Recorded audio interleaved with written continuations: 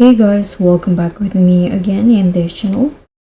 So on today's tutorial, I'm going to show you how you can slay this wolf cut hair in DTI. So in this DTI tutorial, I'm going to show you how you can rock this cutest wolf cut hairstyle in DTI, and trust me, this look it. So what you need to do in here is just head to, of course, to the hair salon. And in here, first you can put on this hair and change the color into the color that you prefer. So I'm going to use black for the color. Then click on the masculine category and put on this hair in here. Use black color. Then combine it with this hair, also in black.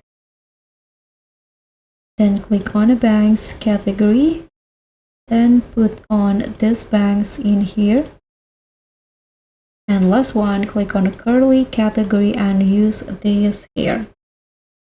And now your wolf cut look is done.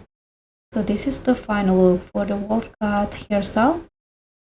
Thank you so much for watching. Don't forget to like, comment, and subscribe, and also click on the thanks. Bye.